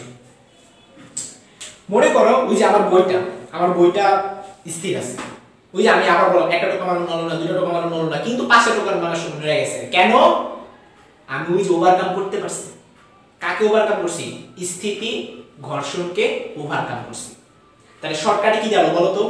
একটা স্থির বস্তুকে চলমান করতে হলে স্থিতি ঘর্ষণ কাজে লাগে বা ওভারকাম করতে হয়। আমি আবারও বলি, একটা বস্তুকে চলন্ত করতে হলে অতি স্থির ছিল, মানে ইনিশিয়াল কন্ডিশন দিয়ে আমরা কাজটা করব আর কি। তাহলে প্রথম প্রশ্নের আনসার কি হবে? মিনিমাম ফোর্স, বা আমাদের মিনিমাম যে বলটা আমাদের লাগবে ওটা কতটুকু হবে বলো তো? ওই যে আমরা যেমন লিখতাম না Fk সমান mg mu k, এখানে k মানে কি ছিল? চলমান। বাট একটা স্থির বস্তুকে চালাইতে গেলে কোনটা ইউজ হয়? চলমান। mu k কিন্তু ইউজ হবে না, mu s ইউজ হবে। তখন কি হবে? mg mu s। তো m এর মান হলো 1000, g এর মান 9.8 আর mu s এর মান কত? 0.1। এটা তোমরা ক্যালকুলেটর বসাবা, এটা ক্যালকুলেটর বসালে আসবে হচ্ছে 980 নিউটন। 980 নিউটন। এখন তোমরা অনেকেই মনে হয় বুঝো নাই, বলতে পারো ভাইয়া 980 নিউটনটা কি বুঝাইলে? এটা বুঝাইলাম মানে একটা 1000 কেজি ভরের একটা গাড়ি আছে, ওইটা জাস্ট আমি নড়াইতে চাই, জাস্ট নড়াইতে, নট ত্বরণ আমি এখন একটু দেই, জাস্ট নড়াইতে। এই যে কি বলছে? বল প্রয়োগ করলে গাড়িটি জাস্ট চলা শুরু করবে, ঠিক আছে? মানে এত বল প্রয়োগ করলে জাস্ট চলা শুরু করলো। 980 নিউটন বল, 1000 নিউটন বল দিলে কি হবে, যে 20 নিউটনটাই ত্বরণ তৈরি করব। হ্যাঁ, এভাবে আগে থাকবো আর কি। আমার কথা কি ক্লিয়ার? তাহলে আমার এতটুকু তো জাস্ট নড়াইতে লাগছে, 980 নিউটন আমার লাগছে জাস্ট নড়াইতে। আর 2 মিটার পার সেকেন্ড ত্বরণ সৃষ্টি করতে আমার লাগছিল কতটুকু, এটা ক্যালকুলেটর বসালে যাবে হয়, এটা ক্যালকুলেটর বসালে বের হবে 2392। তো এতটুকু হলো আমার 2 মিটার পার সেকেন্ড তৈরি করতে আমার এত বল লাগছে, আর এতটুকু লাগছে আমার জাস্ট নড়াইতে। তাহলে আমাকে এক্সট্রা কতটুকু বল প্রয়োগ করা লাগছে, এইটা মাইনাস এইটা, শেষ।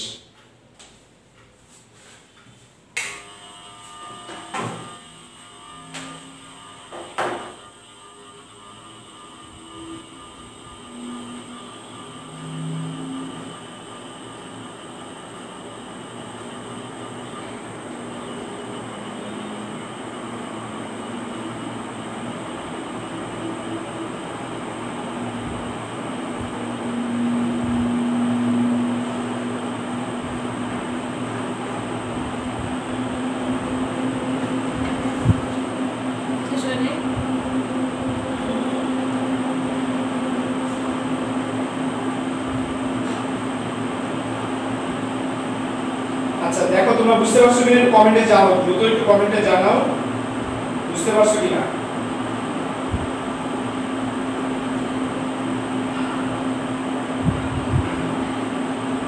গুড, সাদিয়া, শারমিন, অরিন, তারপরে হ্যাঁ তোমরা সবাই কমেন্ট করছো যে বুঝতে পারছো। আচ্ছা ঠিক আছে, আমি তাহলে নেক্সট প্রবলেমে চলে যাই। হ্যাঁ, তোমাদের তো ঘর্ষণ রিলেটেড অনেক কিছু করা ফেললাম, আর তো মনে হয় দরকার নাই, বহুত হয়ে যাচ্ছে ঘর্ষণ রিলেটেড। আমরা চলো নতুন একটা কনসেপ্ট আজকে নতুন কিছু করি এখন। হ্যাঁ, বুয়েটেরই আমরা প্রবলেম সলভ করব।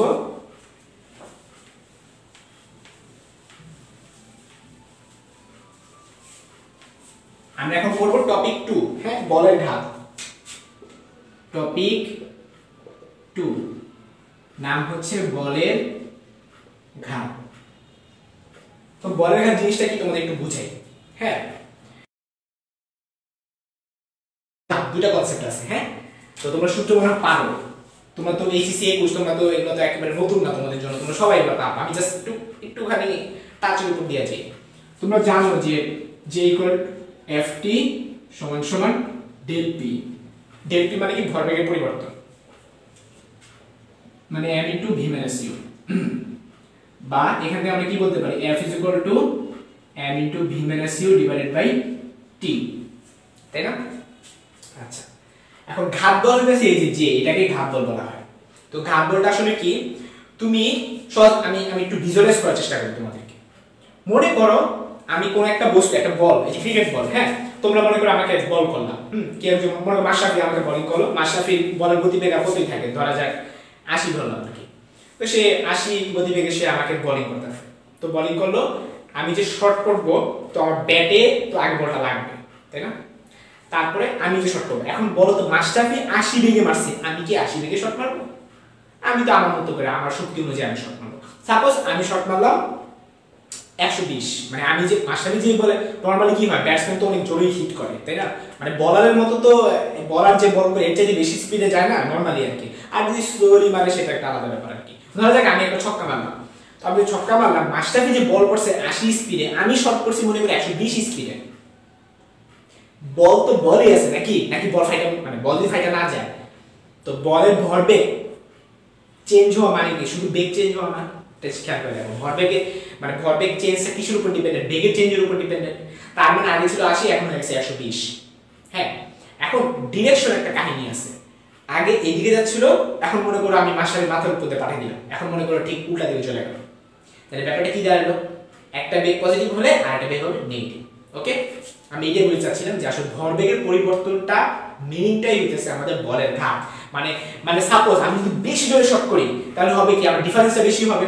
ডিফারেন্স বেশি হবে মানে কি, আমি জোরে শট করছি, বুঝো নাই? আরেকবার বুঝাই, তোমরা দেখবা যে ঘাত বল, ওই যে বলের সুন্দর লেখা আছে, ঘাত বলের উদাহরণ হচ্ছে টেনিস দিয়ে ওই যে কর্ক মারা, তারপরে ব্যাট দিয়ে বল শট করা, তারপরে ওই যে সুইচে ক্লিক করা, এগুলো কিন্তু ঘাত বলের উদাহরণ না, এগুলো তোমরা সবাই পড়ছো। আমি বুঝাচ্ছি ভিজুয়ালাইজেশন, যেগুলো তোমরা বইয়ে পাবা না, যেগুলো কোথাও পাবা না, এগুলো জাস্ট নিজে ফিল করার ব্যাপার সেটা। হ্যাঁ, তো আমি কি ফিল করতে বলতেছি? আমি বলতেছি ঘাত বল বেশি হওয়ার ফিজিক্যাল সিগনিফিকেন্সটা কি। মাশরাফি আমাকে বল করলো 80 স্পিডে, আমি শট করলাম 120 স্পিডে, তাহলে তখন কি হইতো বলো দেখি? তখন এই যে বেগের পরিবর্তনটা, এই বেগের পরিবর্তনটা জিনিস খেয়াল করো। ধরা যাক এই যে এই বরাবর আমি এখানে মনে করো মাশরাফি, ঠিক আছে, এটা হলো মাশরাফি। আচ্ছা, একটা মজার ব্যাপার হলো মাশরাফি থেকে মাস বাদ দিয়ে দিলে, ব্যাস বাদ দিয়ে দিলে কিন্তু রাফি হয়ে যায়, ঠিক আছে? তো মাশরাফি ভার্সেস রাফি, তো এখানটাতে কি হলো, এটা হলো ব্যাট আর কি, আমি আমার ছবি আঁকলাম না। তো এই বরাবর মাশরাফি বোলিং করলো, এই বরাবর আমি শট করলাম, তাহলে ব্যাপারটা কি দাঁড়াইলো? তাহলে ব্যাপারটা দাঁড়াইলো যে এই বরাবর যদি আমি পজিটিভ ধরে নিলাম, আমি যেদিকে শট করলাম এটা পজিটিভ, মানে আমার বি হবে এটা পজিটিভ, তাহলে ইউ কি হবে? নেগেটিভ হবে। তো ইউ যদি নেগেটিভ বসাও, এখানে সামনে আরেকটা নেগেটিভ পজিটিভ হয়ে যাবে। তারপরে ব্যাপারটা হলো আমি বি মানে কি, আমি যত বেগে শট করছি, এই যে তার মানে আমি যত জোরে শট করব জে এর মান তত বাড়তে থাকবে। আমি কি বুঝতে পারছি? আমি যত জোরে শট করব জে এর মান তত বাড়তে থাকবে। জে এর মান বাড়া মানে কি, যে আমি যে শটটা করছি আমার ওই যে ব্যাট এবং বলের যে সংযোগস্থল ওইখানে অনেক বেশি হিট খাইছে। ক্লিয়ার? চলো আমি বইটার একটা ম্যাথ করাই ভালো মতো আর বুঝাই। হ্যাঁ,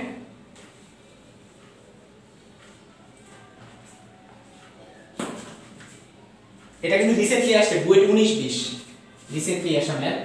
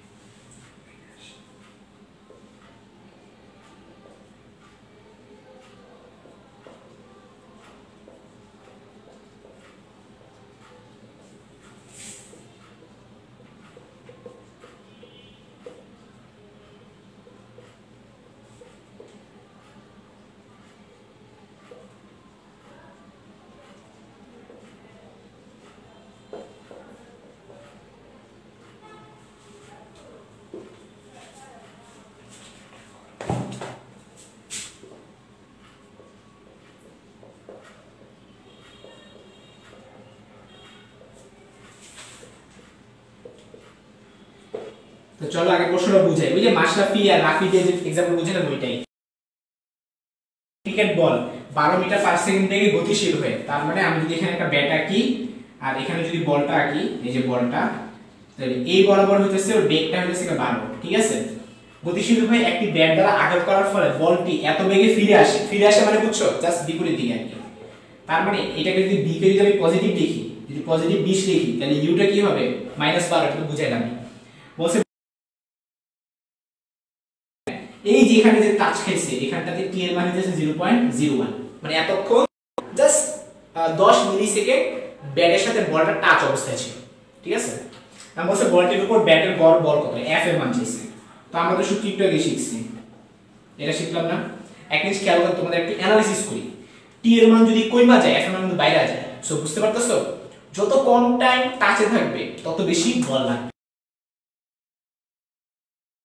লাগবে, তো এম এর মান হইতেছে কি 150 গ্রাম, মানে 0.15।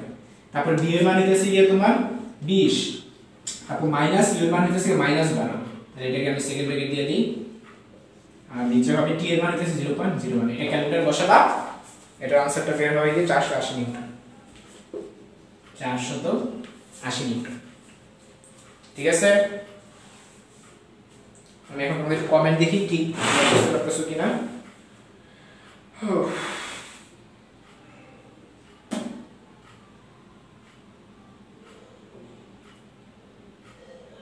আমাদের সাথে মাত্র 21 জন যুক্ত আছে। কেন এত কমে গেল কেন? বুঝলাম না। এত কম হলে আমি কি ক্লাস করবো? হ্যাঁ,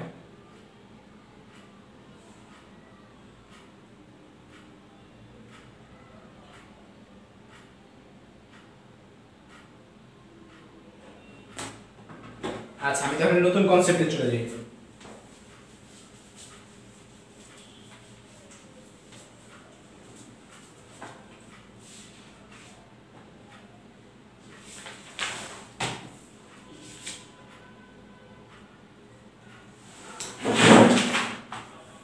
লিফট, এখন তোমাদের পড়াবো লিফট, টপিক 3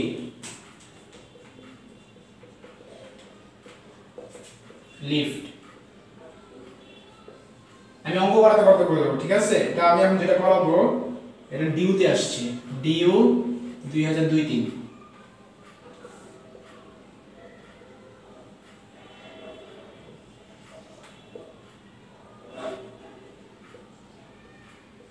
একটি লিফট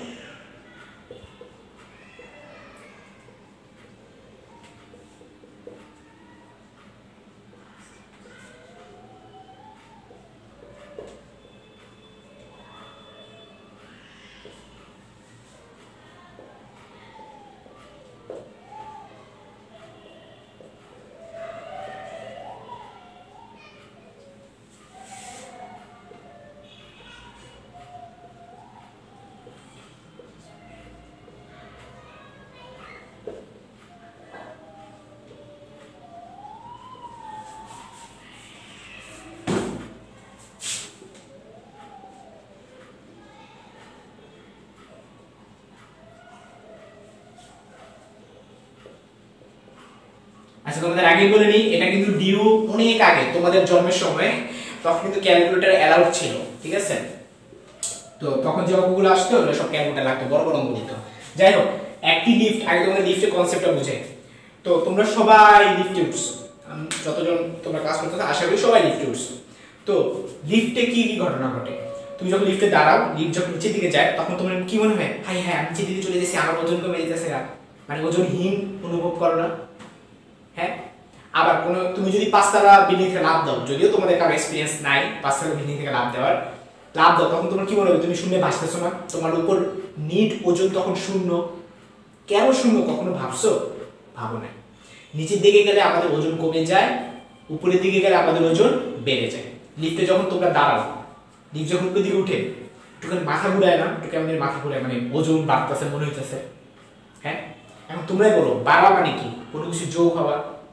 আমরা তো জানি আমাদের ওজন, লিফট উপরে গেলে আমাদের ওজন W সমান কি হয়? এই যে জি এর সাথে লিফট যে ত্বরণে উঠতেছে ওটা যোগ হয়। আমি আবারও বলি, লিফট একটা ত্বরণে উঠে না, লিফট যদি সমবেগে উঠে, লিফট সমবেগে উঠলে, লিফট উপরে এ ত্বরণে উঠলে তখন কি হবে? যোগ হবে, জি প্লাস এ হবে। কারণ উপরে উঠলে তো তোমার ওজন বেড়ে যায়, তো বাড়লে কি হবে? প্লাস হবে। আচ্ছা, লিফট নিচে এ ত্বরণে নামলে, যেমন বসুন্ধরা লিফটগুলো খুব স্পিডে, মানে নরমালি এখন পুরনো হয়ে গেছে, যে সব স্পিডগুলো খুব স্পিডে নামে, যে লিফটগুলো, ওগুলো কি হবে? W সমান m * g - a।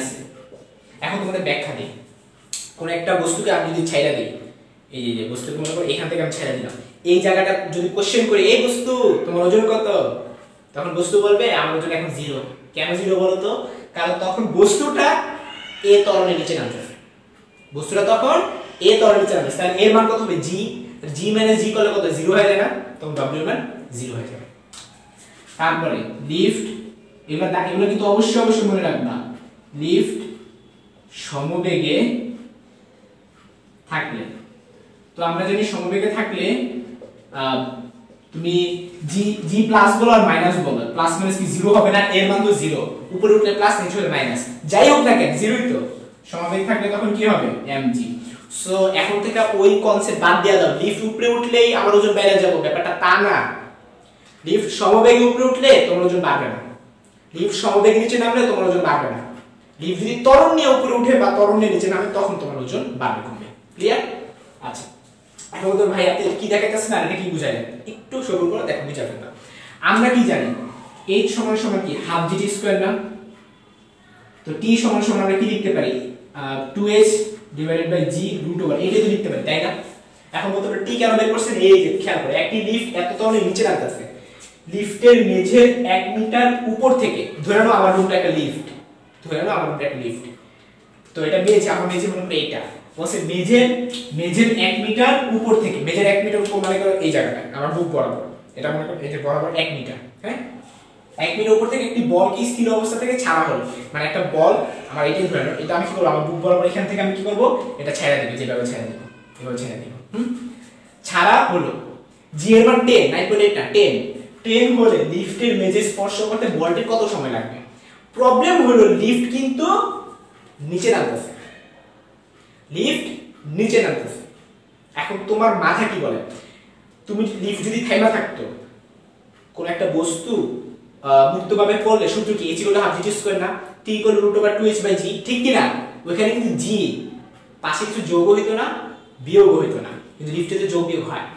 ওকে, তাইলে লিফটের জন্য এটা হইতাছে পরন্ত বস্তুর জন্য, পরন্ত বস্তু, ঠিক আছে, পরন্ত বস্তুর জন্য এইটা, আর লিফটের জন্য তখন কি হবে? এই যে আমাদের লিফটের ক্ষেত্রে কি হয়, এখানটাতে এই যে জি কি হবে, আমরা যদি নিচে ফেলে কমে যায় না g - a, তখন g এর জায়গায় কি হবে? g - a হবে। আশা করি তোমাদেরকে আমি পুরোপুরি বুঝাইতে পারছি। তোমরা কি বুঝতে পারছো যে নিচে কেন g - a হলো? কারণ নিচে নামলে মাইনাস হয়, উপরে গেলে প্লাস হয়। ওকে, তার মানে শর্টকাটটা কি দাঁড়ালো, মানে একটু ভিজুয়ালাইজ করছি আমি, প্রত্যেকটা অঙ্ক করাই একটু ভিজুয়ালাইজ করার চেষ্টা করি। খেয়াল করে দেখো, এর মান আছে, তার মানে নিচে কি কমে যেতেছে কেন? মানে এই দুটো তুলনা করো, এটার সাথে এটা তুলনা করো, এই দুটো তুলনা করো, কে বড়?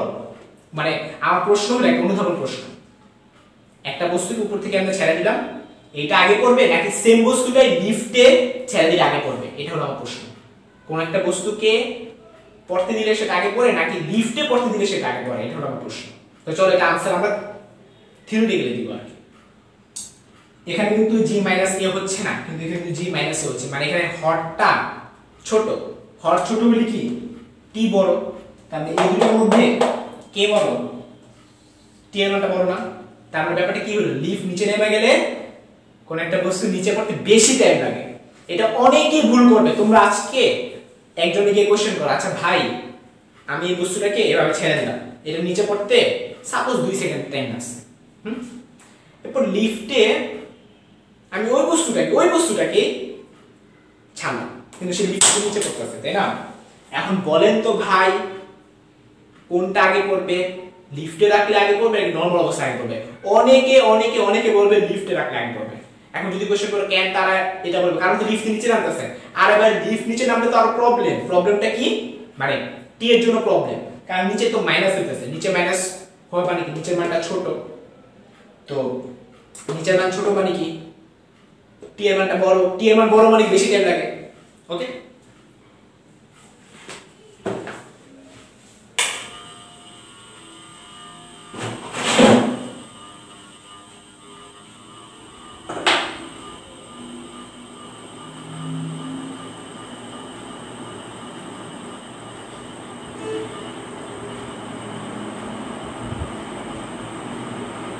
কি হলো, কারো কোনো কমেন্ট নাই কেন? হ্যাঁ কমেন্টে বলো কি কতটুকু বুঝছো।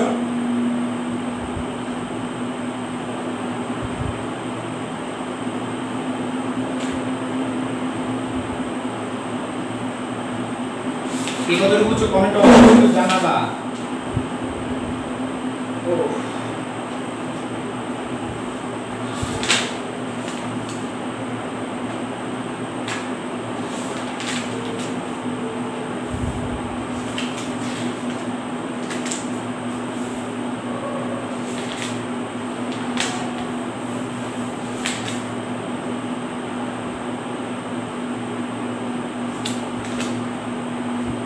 আচ্ছা ঠিক আছে, তোমাদের আরো অনেক টপিকই বাকি আছে, বা একদিনে তো এত টপিক পড়তে পারবো না। তো আমাদের লাইভটা কতক্ষণ চলছে? প্রায় 1.5 ঘন্টার কাছাকাছি মনে হয়, তাই না? আচ্ছা ঠিক আছে, তো আমরা ইনশাল্লাহ নেক্সট দিন আবার আসবো, মানে আগামীকালকে আমি আবার আসতেছি তোমাদের সাথে। এটা মনে হয় 2টা ক্লাসে শেষ করতে পারবো না, 3টা ক্লাস থাকবে। তো ইনশাল্লাহ আমরা নেক্সট দিন হচ্ছে আমরা বাকিটুকু পড়বো, ঠিক আছে? তো তোমরা সাথে থাকার জন্য ধন্যবাদ, কারণ প্রায় 20 জনের মতো আসো, খুব কম। প্রথম দিকে প্রায় 100 জনের মতো তোমরা ছিল প্রথম দিকে লাইভগুলোতে, এখন এত কম কেন আমি জানি না। বাট যদি সংখ্যাটা কমে যায় আমরা অফ করে দেবো, আমরা ফ্রি ক্লাস অফ করে দেবো টোটালি। যাই হোক, তো তোমরা যে 20 জন আসো সেই 20 জন করে যাচ্ছি আগামীকালকে ইনশাল্লাহ। আগামীকালকে তোমরা সবাই ইনশাল্লাহ 8:30 বাজে থাকবা, আবার আরো দারুণ দারুণ ম্যাথ নিয়ে ইনশাল্লাহ আসবো। ওকে।